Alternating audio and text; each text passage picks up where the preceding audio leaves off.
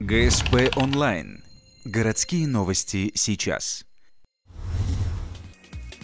Воскресенье, 15:00. Городской дворец культуры. Отчетный концерт грузинской национальной культурной автономии «Руставели». Для мероприятия выбрали оригинальную манеру. Все действие – это большое застолье. В приветственном видео говорится, что в Грузии гостеприимство ценится больше, чем смелость, ведь гость – это посланник Бога. Сегодня один из главных национальных праздников Грузии – Георгоба – День Святого Георгия. Это воин, герой, который приносил воинский дух древним грузинам, чтобы они всегда одерживали победу. Георгий Победоносец им в этом помогал. Для праздничного стола юноши выносят блюда национальной кухни, а в руках девушек кувшины с вином.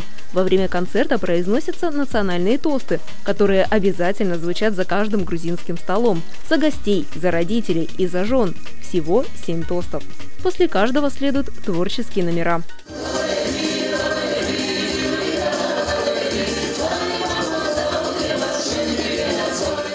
Классическая песня «Сулико» на ухтинской сцене зазвучала в новой джазовой манере. Эмоциональные грузинские танцы оживают в исполнении United Beat. Помимо этого выступают ансамбль скрипачей и русский народный оркестр. Гадерзи Амаглабели, Аныш Джанилидзе и оркестр совместно исполняют композицию «Тбилиси». Пришли ко мне Гадерди первый.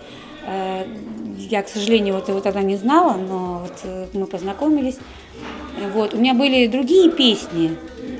Но дело в том, что позже принесли эти партитуры мне показать.